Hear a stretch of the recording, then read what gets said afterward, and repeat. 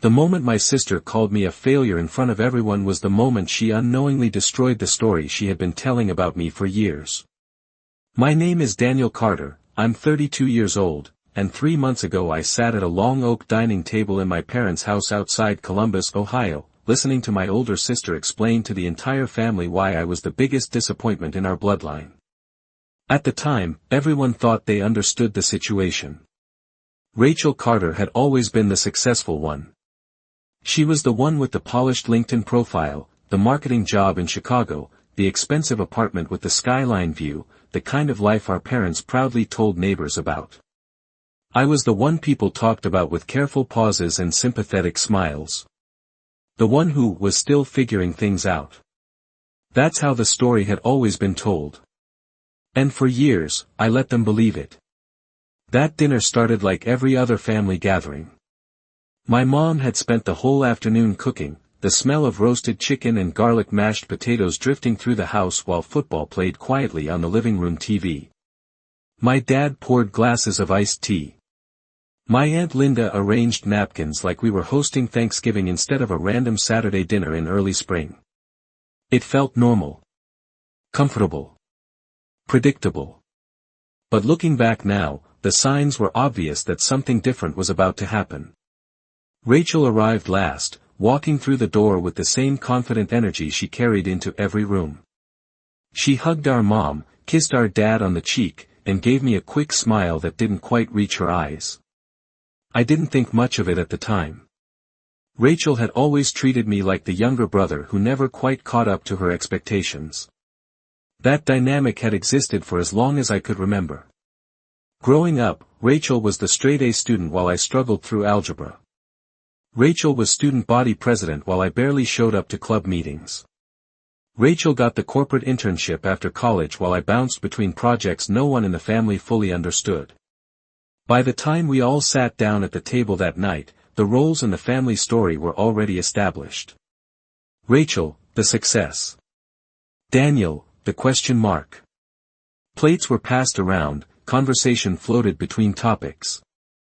And for the first 20 minutes everything felt exactly like it always had. My dad asked Rachel about work. My mom asked if anyone wanted more gravy. Uncle Robert talked about the new truck he'd just bought.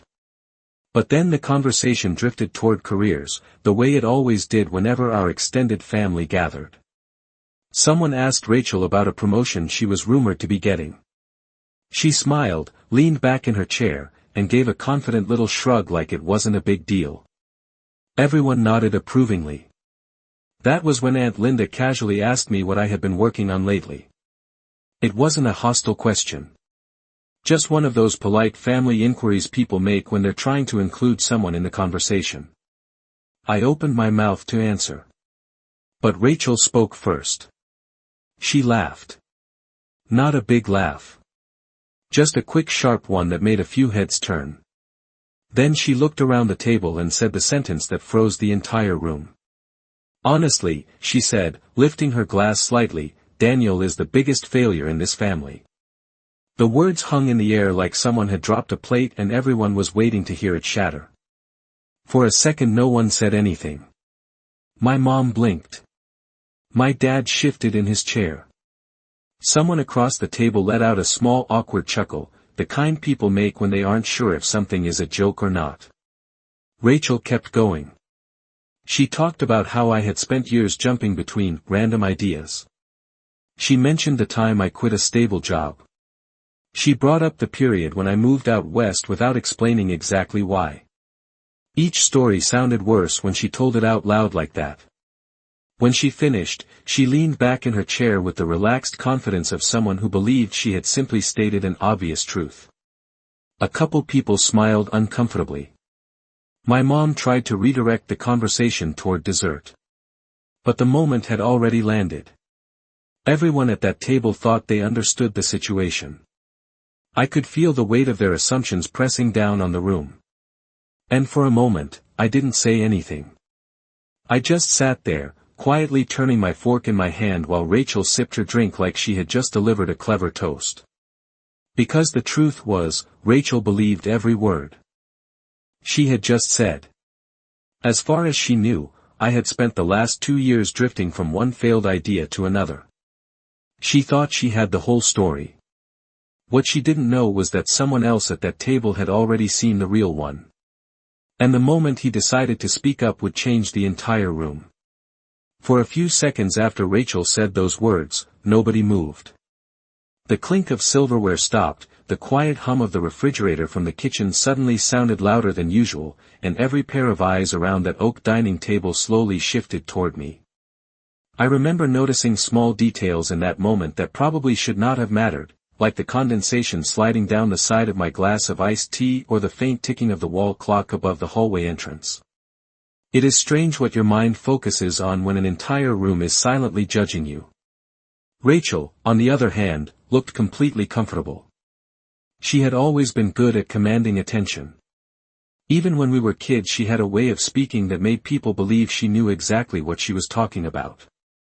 When she said something with confidence, people assumed it must be true. And in this case, most of them already believed the story she was telling. I could see it in their faces. My Aunt Linda gave me a sympathetic smile that people usually reserve for someone who has made a series of unfortunate life choices. My cousin Mark glanced down at his plate as if he did not want to be caught staring. My mother shifted slightly in her chair like she wanted to defend me but did not know how. None of this surprised me. The version of Daniel Carter that my family believed in had been built slowly over the past decade, piece by piece, misunderstanding by misunderstanding. From their perspective, my life had looked like a long sequence of unfinished plans. I had left my first office job after less than a year. I had moved across the country without giving a clear explanation. I had disappeared into projects that never seemed to produce anything visible. On paper, Rachel's description of me probably sounded accurate. That was the part that made the moment almost surreal. Because sitting there at that table, listening to my sister explain my life, like it was a cautionary tale, I realized just how carefully I had hidden the real story. And the truth was, I had done it on purpose. 2 years earlier, I had made a decision that changed everything. At the time, I did not tell anyone in the family what I was doing. Not my parents, not my cousins, and definitely not Rachel. The reason was simple. If Rachel had known what I was working on, she would have asked questions. A lot of questions.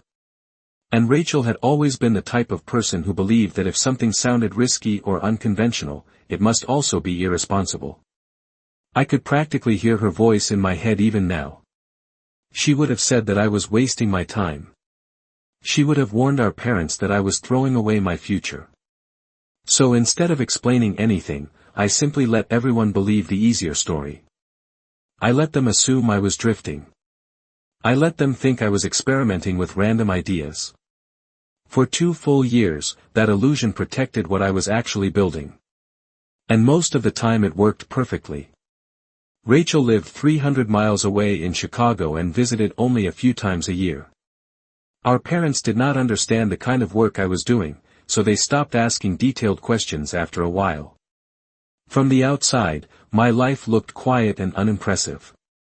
But the quiet part had been intentional. Because some projects grow best when nobody is watching them too closely. All of that flashed through my mind while Rachel continued talking at the dinner table like she was delivering a performance. She leaned forward slightly, resting one elbow on the table as she added another example to her list. She mentioned the time I moved to Colorado for a year. She mentioned the months when I worked remotely and barely told anyone what I was doing.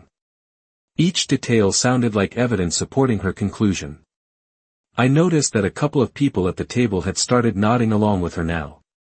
Rachel smiled a little wider, clearly enjoying the attention. I could tell she thought this was one of those classic older sister moments where she delivers some tough honesty and everyone appreciates her boldness. If the story had ended right there, Rachel probably would have walked away feeling validated. She would have believed she had simply said what everyone else was already thinking. But there was one small problem with that version of events. Someone else at that table knew that Rachel was missing a very important piece of the puzzle. I saw him out of the corner of my eye while Rachel continued talking. Uncle Robert had not said a single word since the conversation turned toward me. He sat quietly at the far end of the table, his hands folded together near his plate, watching Rachel with an expression that was difficult to read. Robert Hayes was not the type of person who rushed into conversations. He was in his early 60s, a retired engineer who preferred listening over talking. But when he did speak, people usually paid attention. I had known Robert my entire life, and there was one thing about him that Rachel had clearly forgotten. Robert noticed details other people ignored. The kind of details that eventually lead to uncomfortable questions. Rachel finished another sentence about how I had never managed to stick with anything long enough to succeed. A few people at the table chuckled lightly. My mother cleared her throat again like she was preparing to change the subject. That was when Uncle Robert finally leaned back in his chair and looked directly at Rachel. He did not raise his voice. He did not sound angry. In fact, his tone was calm enough that most people almost missed the weight behind his words. "Rachel," he said slowly, "are you absolutely sure you know what Daniel has been doing for the last 2 years?" And just like that, the entire atmosphere of the room shifted. The moment Uncle Robert asked that question, the air in the room shifted so subtly that at first almost no one noticed it. Rachel certainly did not. She blinked once, then gave a small amused smile like he had just asked something mildly ridiculous. "Of course I know," she said quickly, brushing a strand of hair behind her ear. "Daniel has been jumping between half-finished ideas like he always does." A few people at the table chuckled quietly, but the laughter felt thinner this time, like it was missing the easy confidence Rachel had just a minute earlier. Uncle Robert did not laugh. He simply leaned forward slightly, resting his forearms on the table, studying Rachel with the same calm expression he had been wearing since the conversation began. I had seen that expression before. Robert used it whenever he was about to say something that forced people to reconsider what they thought they knew. Rachel must have noticed the silence stretching across the table because she straightened in her chair and looked around as if expecting someone to back her up. My Aunt Linda avoided eye contact and focused on cutting a piece of chicken. My father shifted his posture and took a slow sip of iced tea. My mother watched Robert carefully, clearly sensing that the conversation had just turned onto unfamiliar ground. Rachel looked back at Robert. "What are you trying to say?" she asked. Her tone was still confident, but there was the faintest hint of irritation now, like she did not appreciate the direction this conversation was heading. Robert tilted his head slightly. "I am asking a simple question," he said calmly. "Do you actually know what Daniel has been working on for the last 2 years?" Rachel let out a quick laugh again, but this one sounded more defensive than amused. "No one knows what Daniel has been working on," she replied. "That is the whole point." The room went quiet again. I stayed silent, watching the exchange unfold. Part of me had expected this moment eventually, but I had not imagined it happening at a family dinner with mashed potatoes and roasted chicken still sitting on everyone's plates. Rachel glanced at me briefly, almost like she was expecting me to defend myself or argue with her. When I did not say anything, she looked back at Robert. "If you know something the rest of us do not," she said, crossing her arms lightly, "then feel free to enlighten us." There was a small challenge in her voice now. Rachel had always believed that confidence alone could win an argument. Most of the time it worked for her. Robert did not respond immediately. Instead he looked down the table toward me for a moment. Our eyes met briefly, and I could tell he was silently asking the same question he had asked me a few weeks earlier when we first talked about this. "Are you ready for them to know?" At the time, I had not been sure. Tonight, however, the decision had already been made for me. Rachel had turned my entire life into a dinner table speech. There was no putting the story back in the box after that. Robert looked back at Rachel. "I am not trying to embarrass anyone," he said slowly. "But I think it is interesting that you feel comfortable calling your brother a failure when you might not actually understand what he has been building." The word building seemed to hang in the air for a second. Rachel's expression shifted slightly, though she tried to hide it. "Building?" she repeated. Daniel? A couple of people around the table exchanged curious looks. Rachel shook her head lightly. Come on, she said, glancing briefly at me again. Daniel has never built anything in his life. That was the moment I noticed something change in my father's expression. It was subtle, but I knew him well enough to see it. For the first time since the conversation started, he looked less embarrassed and more curious. My mother leaned forward slightly, resting one hand against the edge of the table. Even Aunt Linda paused halfway through lifting her fork. Rachel, however, was still focused on Robert. Seriously, she said, what are you talking about? Robert leaned back again, folding his hands together. His voice remained calm and measured. 3 weeks ago, he said, I was reading a business article online. Rachel rolled her eyes slightly, like she thought this story was about to go nowhere. Robert continued anyway. The article mentioned a startup company that had just secured a major round of investment funding. Rachel shrugged. That happens every day. Yes, Robert replied. But what caught my attention was the name of the founder. Rachel opened her mouth to say something else, but then she paused. For the first time since this conversation began, her confidence hesitated just a little. I could see the moment when a small question formed in her mind, even if she had not said it out loud yet. Robert looked at her steadily. Rachel, he said, do you know what the company is called? Rachel shook her head impatiently. No, and I do not see why that matters. Robert gave a small thoughtful nod. Then he turned his gaze toward me again before speaking the next sentence. It matters, he said quietly, because the founder of that company is sitting at this table. For a moment after Uncle Robert said those words, no one at the table moved. The sentence seemed to hover in the air like a sound that had not quite finished echoing yet. The founder of that company is sitting at this table. Rachel stared at him as if she had misheard. What? She said, the word coming out sharper than she probably intended. Robert did not raise his voice or change his expression. He simply looked back at her calmly, like a teacher waiting for a student to process an answer that had already been given. Around the table, people began glancing from Robert to me and then back to Robert again. My father slowly lowered his glass of iced tea. My mother's eyebrows lifted slightly, the first real sign of surprise I had seen from her all evening. Aunt Linda leaned back in her chair and whispered something under her breath that sounded a lot like, wait a minute. Rachel shook her head once, a quick dismissive motion. That does not make any sense, she said. Daniel does not run a company. The words sounded confident, but the certainty that had been in her voice earlier was beginning to crack around the edges. Robert gave a small thoughtful nod. That is exactly what the article said, he replied. The founder and chief executive officer is Daniel Carter. Rachel laughed again, but this time the sound was thin and uncertain. There are thousands of people named Daniel Carter, she said quickly. You cannot possibly mean him. She gestured vaguely in my direction without even looking at me. I noticed that several people at the table had now turned fully toward me. The curiosity in their faces was impossible to miss. For years, I had been the quiet one at family gatherings, the one people asked polite but distant questions about. Now suddenly I had everyone's full attention. Robert continued speaking calmly. The article mentioned that the company was started 2 years ago, he said. It described a small team building a platform for independent logistics coordination. The founder left a stable job to start it.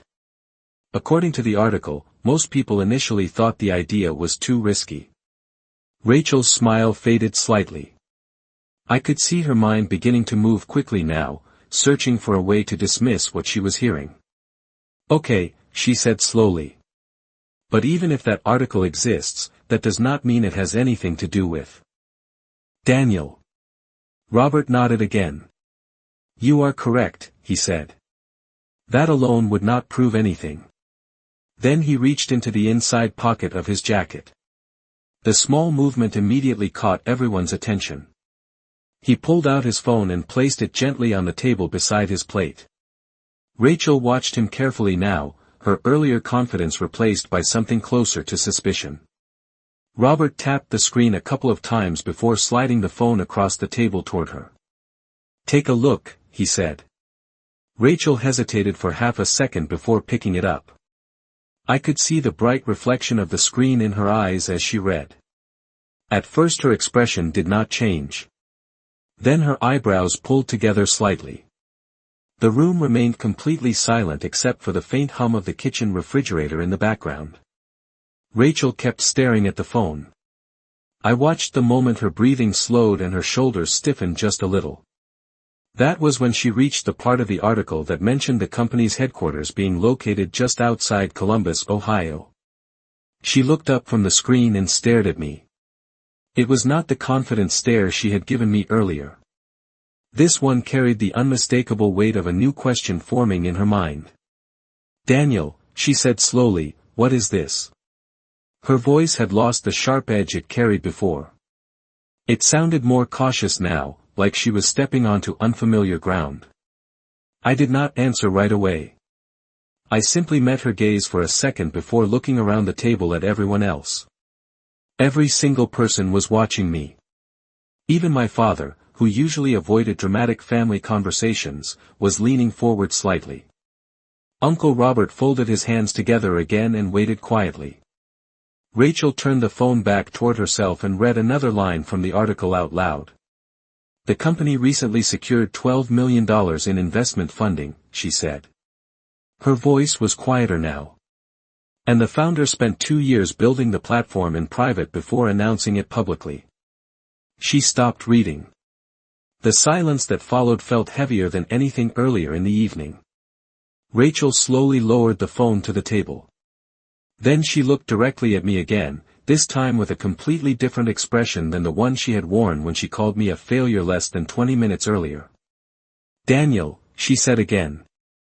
"More carefully now, tell me this is not what I think it is." I leaned back slightly in my chair, letting out a slow breath I did not realize I had been holding. For 2 years I had avoided this exact conversation. Not because I was ashamed of what I was building, but because explaining it before it was ready would have sounded like bragging about something that might never work. But now the secret had already stepped into the room. Rachel had dragged my reputation into the spotlight, and Uncle Robert had turned the lights on. There was no point pretending anymore. I looked at the phone sitting on the table between us, the article still glowing on the screen, and then I looked back at my sister. "Rachel," I said calmly, "that company is mine." The moment the words left my mouth, the entire table froze again. "That company is mine." Rachel did not react immediately. She just stared at me, her eyes searching my face as if she was trying to find the moment where I would suddenly laugh and admit this was all some strange misunderstanding. But I did not laugh. I did not look away either.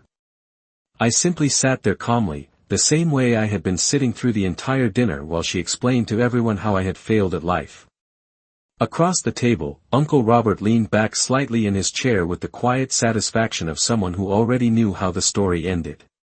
My father looked from me to the phone on the table and then back to me again, like he was replaying every conversation we had had over the last 2 years and realizing how many things he had misunderstood. My mother covered her mouth gently with one hand, not because she was upset, but because she was trying to process a realization that had arrived much faster than expected. Rachel finally blinked and shook her head once, slowly. "No," she said under her breath, almost to herself. "That does not make sense." Her voice had changed. The confident tone she had used earlier when she called me a failure was gone. Now it sounded uncertain, careful, like she was stepping through a dark room looking for the light switch. She picked up the phone again and looked at the article once more, scrolling through it as if the words might rearrange themselves into something easier to understand. "This says the founder spent 2 years building the platform before announcing it publicly," she said. 2 years. Her eyes lifted toward me again. "You never said anything about that." I shrugged slightly. No one asked the right questions. The sentence landed quietly, but it seemed to echo across the table. My cousin Mark leaned forward a little closer now, clearly interested. Aunt Linda pushed her plate slightly aside so she could see the phone screen better. Even my father, who usually avoided business talk at family dinners, seemed fully engaged now. Rachel placed the phone back on the table again, but this time she did not slide it away.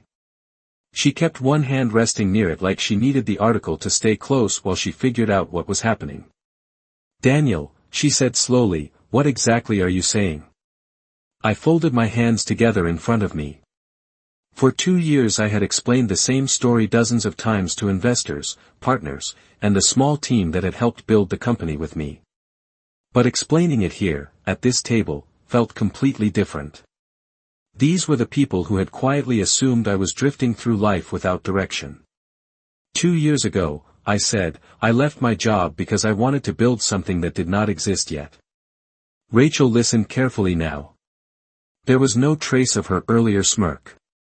I noticed that small independent freight carriers were constantly struggling to coordinate deliveries with larger supply chains. They had trucks, but they did not always have access to the same digital tools the big companies use. My cousin Mark nodded slightly, as if the idea was starting to make sense to him. I continued. So I started building a platform that allows independent carriers to connect directly with logistics networks in real time. It helps them schedule routes, share capacity, and coordinate shipments without going through expensive middle systems. Rachel blinked slowly. "You built that?" she asked. "Not alone," I said. "But I started it." Uncle Robert smiled faintly but said nothing. My father leaned forward with his elbows resting on the table now. "That is what you were doing when you moved back here?" he asked. I nodded. It was easier to build the early version quietly from home. Rachel looked down at the article again. And read another line silently. I could almost see the moment when the numbers started making sense in her head. $12 million in investment funding was not the kind of thing that appeared by accident. It meant serious investors had looked at the platform and decided it had real potential. Rachel looked up again, this time studying my face like she was seeing it from a completely different angle. "You built a company," she said slowly, almost testing the words. "Yes." The table remained silent for several seconds. Finally Aunt Linda spoke first. "Well," she said softly, "that explains a lot." My mother laughed gently under her breath, a quiet sound of disbelief mixed with pride. My father shook his head slowly as if he was still catching up with the idea. Rachel, however, remained perfectly still. The phone screen on the table continued glowing with the article that had just rewritten the story she had been telling about me for years. I could see the moment when she replayed her own words from earlier in the evening. "Daniel is the biggest failure in this family." The memory seemed to land heavily now that the context had changed. She looked around the table briefly, noticing that everyone else was now looking at me with curiosity instead of quiet sympathy. Then her eyes returned to mine. For the first time that night, Rachel did not look confident. She looked stunned. For several seconds after Rachel said that word, stunned, nobody at the table spoke. The silence felt different from the earlier pauses during dinner. Before, the quiet had been awkward and uncomfortable, like everyone was waiting for the conversation to move on. Now the silence felt heavier, almost thoughtful, as if the entire room was re-examining a story they had believed for years. Rachel slowly leaned back in her chair, her eyes still fixed on me. I could almost see the calculations happening in her mind, the way someone tries to reconcile two completely different versions of reality at the same time. Earlier that night she had confidently explained why I was the family failure. Now she was staring at an article describing a company I had built from the ground up. The two ideas did not fit together, and she knew it. "You are serious," she finally said. It was not really a question. I nodded once. "Yes." Rachel looked down at the phone again. The glow from the screen lit the side of her face as she scrolled through the article slowly, reading the lines she had skipped over earlier. The rest of the table remained quiet, watching her reaction unfold. I noticed that Uncle Robert had not moved at all. He simply sat there with the same calm posture he had held since he first asked the question. My father, however, had shifted forward so far that his elbows were now resting completely on the table. He looked like a man who had just discovered that a puzzle he had been trying to solve for years suddenly had a missing piece. Rachel stopped scrolling and looked back at me again. "Why did you not tell anyone?" she asked. Her voice sounded very different now. Earlier it had carried the sharp confidence of someone delivering a judgment. Now it carried confusion, maybe even a little disbelief. I shrugged lightly. Because it was not finished yet. She frowned slightly. That is not a normal reason to keep something like this secret. I leaned back in my chair and folded my arms loosely. It actually is, I said. When you are building something from scratch, most of the early stages look like failure from the outside. That sentence seemed to land around the table with a quiet weight. Aunt Linda nodded slowly as if she understood the point immediately. My father glanced at my mother and then back at me again. Rachel remained focused on my face, trying to understand what she had missed. I continued speaking calmly. 2 years ago I had nothing except an idea and a rough prototype. If I had told everyone about it back then, it would have sounded like I was chasing another unrealistic plan. Rachel's expression tightened slightly. She knew exactly what I meant by that, even if she did not say it out loud. So I kept working quietly, I said. I tested the platform with small carriers first. Then we expanded. Eventually the system started working better than we expected. My cousin Mark leaned forward. "How many people work there now?" he asked. 23, I replied. Most of them joined in the last year. Mark nodded with clear interest. Aunt Linda whispered something impressed under her breath. My mother smiled softly and shook her head as if she was still processing the idea that her quiet son had been building a technology company in the background of family life. Rachel remained still. Her earlier confidence had completely disappeared now, replaced by a thoughtful silence. She picked up the phone again and read one more section of the article. "It says the company is already coordinating thousands of shipments each week," she said quietly. "Yes." She looked up again. "And investors gave you $12 million to expand it." "That is correct." Another quiet pause spread across the table. This one felt different from the earlier ones. It was no longer tense or uncomfortable. It felt more like the calm moment after a sudden shift in perspective, when people realized the situation they thought they understood was actually something else entirely. Rachel slowly placed the phone back on the table and folded her hands in front of her. For the first time that night, she looked slightly embarrassed. Not dramatically embarrassed, just aware that something important had happened in front of everyone. "I guess I misunderstood a few things," she said carefully. Uncle Robert chuckled softly under his breath, though not in a mocking way. My father finally spoke again. "Daniel," he said, still sounding amazed, "you built all of this without telling us." I smiled slightly. "I was going to tell you eventually." Rachel let out a slow breath and leaned back again. She looked around the table briefly, noticing the way everyone else was now looking at me with a completely different kind of attention than before. Then she looked back at me one more time. This time her expression carried something new. Not disbelief, not judgment, but the quiet realization that the story she thought she understood about her younger brother had just been rewritten in the middle of dinner. The quiet realization that settled over the table did not disappear quickly.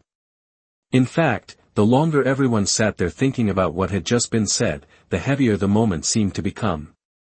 Rachel slowly pushed her chair back a few inches and folded her arms loosely across her chest, not in a defensive way this time, but in the way people do when they are trying to reconsider something they believed very strongly just a few minutes earlier.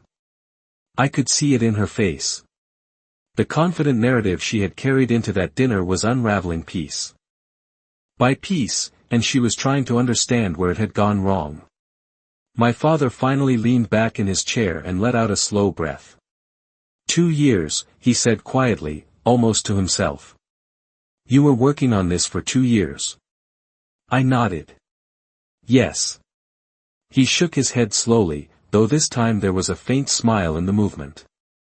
All those times you said you were busy with work, I thought you meant freelance projects or consulting or something small. I shrugged lightly. It started small. Uncle Robert chuckled softly again. Most things that grow large do, he said. My mother looked from Robert to me and then back again, her expression somewhere between disbelief and pride. You could have told us, she said gently. We would have supported you. I smiled slightly at that. I know, I replied. But support sometimes comes with questions, and questions come with expectations. In the beginning I needed the freedom to experiment without explaining every step. That answer seemed to make sense to her because she nodded slowly. Rachel had not spoken again yet. She was still staring at the phone on the table like it contained a message from an entirely different world. Finally she picked it up again and read another paragraph silently. Then she looked back at me. This article says the company is already partnering with several regional distribution networks, she said. Yes, I answered. That started about 8 months ago. And they expect the platform to expand nationally within the next year, she continued. I nodded again. Rachel placed the phone down carefully, almost gently, like it had become something fragile. The room remained quiet while everyone absorbed the idea that the brother she had just called a failure had quietly built something large enough to appear in national business coverage. Aunt Linda broke the silence first. Well, she said with a soft laugh, this dinner took a very unexpected turn. My cousin Mark nodded enthusiastically. I knew you were working on something, he said to me. I just did not realize it was this big. I smiled. Most people did not. Across the table Rachel exhaled slowly and rubbed her forehead with her fingertips for a moment before looking at me again. There was no hostility in her expression anymore. Instead it looked like someone replaying a conversation in their head and realizing that every assumption they had relied on might have been wrong. Daniel, she said quietly, when you left your job 2 years ago, I thought you were giving up on a stable career. That is fair, I said. From the outside it probably looked exactly like that. She nodded slowly. And when you moved back here, I thought you were retreating because things were not working out. That is also fair. She looked down at the table again for a second before meeting my eyes once more. I guess I filled in the blanks with the story that made the most sense to me. Uncle Robert leaned forward slightly and smiled. Most people do that, he said calmly. We see a few pieces of information and build a complete explanation around them. My father chuckled softly. Apparently we all did that tonight. The comment made several people smile quietly. Rachel, however, remained thoughtful. She glanced around the table briefly, noticing the shift in everyone's attention. Earlier they had been listening to her explain why I had failed. Now they were listening to me explain how the company had grown. The balance of the conversation had completely changed. She looked back at me one more time. So all those months when you said you were working late, she said slowly, you were actually building the platform. Yes. And when you said you were meeting with people about the project, you meant investors. Eventually, yes. Rachel let out a small breath of disbelief. I cannot believe I missed all of that. I smiled slightly. You were busy building your own career. She nodded once in quiet acknowledgement. The room settled into a calmer atmosphere now, the tension from earlier slowly fading into something more reflective. My father lifted his glass again, studying me with a new expression that I had never seen from him before. It was not just pride. It was curiosity. The kind of curiosity that appears when someone realizes the quiet person they thought they understood has been living a much larger story in the background. Rachel rested her hands on the table again and looked at me steadily. The judgment that had filled her voice earlier that evening had completely disappeared. In its place was something much simpler and much more honest. Respect. Respect was not the word I expected to feel sitting across from my sister that night. But it was unmistakably there. The tension that had filled the room earlier had slowly transformed into something quieter, something thoughtful, as if everyone at the table had stepped back and realized they had just watched a story flip upside down in real time. Rachel rested her hands on the table and studied me for a moment before speaking again. "I need to ask you something," she said. Her voice was calm now, almost careful. I nodded. "Go ahead." She glanced briefly at the phone again and then back at me. "Why did you let me believe all of that?" The question was simple, but it carried more weight than anything she had said all evening. For a moment nobody else spoke. Even Uncle Robert leaned back quietly and waited to hear my answer. I thought about it for a second before replying. "Because correcting people every time they misunderstand you takes a lot of energy," I said. Rachel frowned slightly, trying to understand what I meant. I continued calmly. "When you are building something new, especially something uncertain, you spend most of your time dealing with problems that need real solutions. Explaining your vision over and over again to people who have already decided it will fail does not actually help the work." My father nodded slowly, as if the explanation made immediate sense to him. Rachel listened without interrupting. "So instead," I said, "I focused on building the platform. I figured that if it eventually worked, the results would explain themselves better than I ever could." Aunt Linda smiled softly at that. "Well," she said, "it looks like they did." Rachel looked down at the table again, replaying the earlier part of the evening in her mind. I could almost see the memory forming behind her eyes, the moment when she had confidently raised her glass and declared that I was the biggest failure in the family. That version of the evening now felt very far away from the quiet conversation happening around the table. "I should probably apologize," she said after a moment. The sentence came out slower than usual, like she was not used to saying those words. I shook my head slightly. "You do not have to do that." She looked up again, surprised. "Why not?" I smiled a little. "Because what you said tonight was based on the information you had. If anything, it just shows how easy it is to misjudge someone when you only see part of their story." Uncle Robert chuckled softly. "That might be the most polite way anyone has ever handled a situation like this." My mother laughed quietly too, clearly relieved that the conversation had not turned into a dramatic argument. Rachel, however, remained thoughtful. She tapped the edge of the phone lightly against the table while she considered everything that had happened. "Still," she said eventually, "I should not have said it like that. Especially in front of everyone." I shrugged again. Family dinners have survived worse conversations. That earned a small round of quiet laughter from the table. The atmosphere felt lighter now, the tension from earlier replaced by a kind of reflective calm. My father leaned forward again, curiosity returning to his voice. "So what happens next with the company?" he asked. I explained briefly how the platform was expanding into additional logistics networks and how the investment funding would help scale the technology to handle more shipments across the country. As I spoke, I noticed that everyone at the table was listening closely, not with the polite interest people usually give family updates, but with genuine curiosity. Even Rachel asked a few thoughtful questions about how the system actually worked. The conversation continued like that for several minutes, moving naturally from one topic to another, until finally my mother stood up to bring out dessert. The familiar routine of passing plates and pouring coffee slowly returned the evening to something closer to a normal family dinner. But something important had shifted beneath the surface. Rachel sat quietly for a while after dessert was served, stirring her coffee slowly while she thought about everything that had happened. Eventually she looked at me again. "You know," she said thoughtfully, "for years I thought I understood exactly who you were." I raised an eyebrow slightly.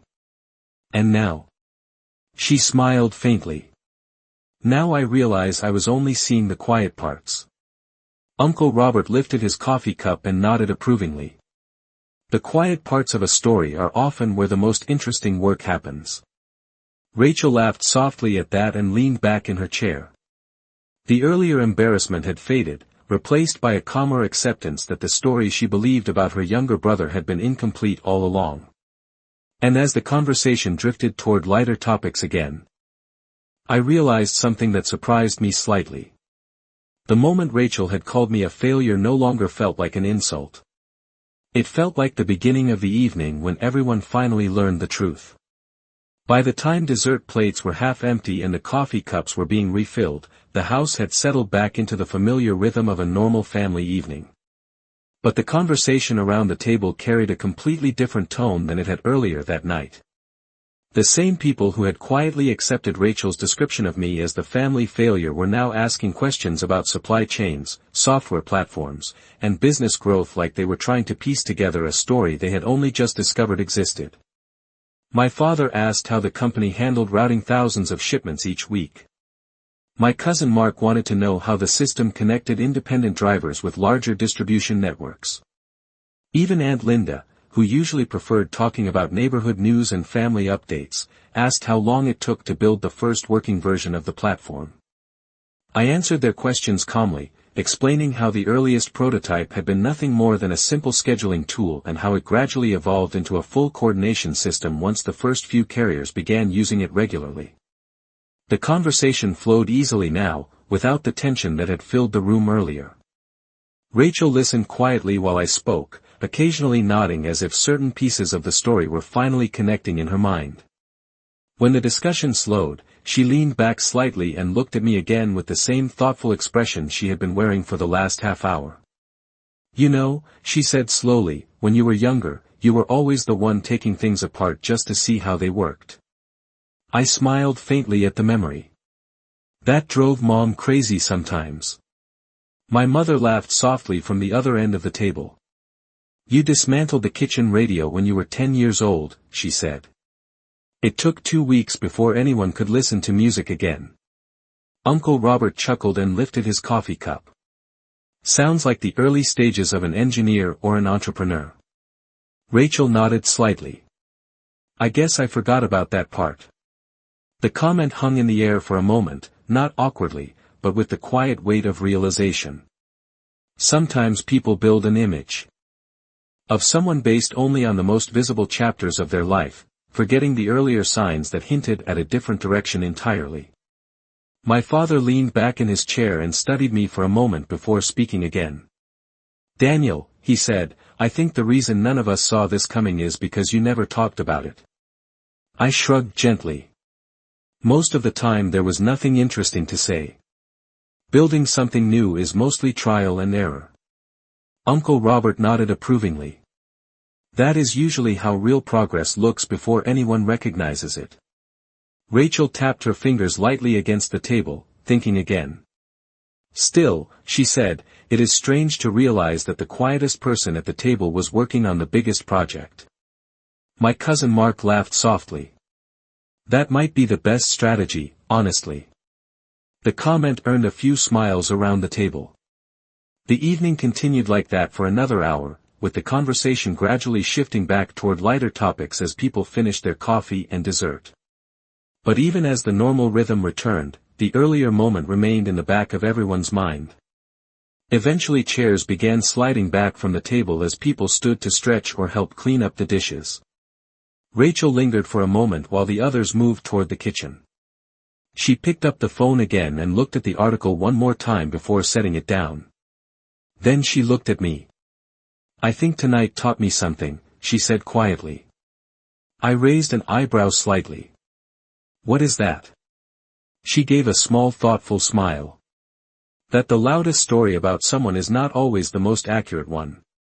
I nodded. "That is usually true." She laughed softly and shook her head. "I really did believe I understood your life." "Most people did," I said calmly.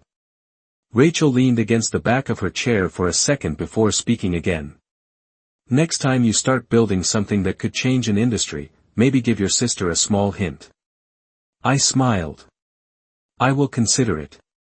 She extended her hand across the table and tapped my shoulder lightly, a simple gesture that carried far more respect than anything she had said earlier that night. Then she walked toward the kitchen to help with the dishes while the rest of the family continued talking nearby. I sat there for another moment, looking around the dining room that had just witnessed the entire evening unfold. The same oak table, the same family voices drifting through the house, the same familiar setting. Yet the story attached to my place at that table had completely changed. Earlier that night Rachel had stood up and confidently declared that I was the biggest failure in the family. But by the time everyone left the house and the lights in the dining room were turned off, that version of the story had quietly disappeared. And that was the last time my sister ever called me a failure.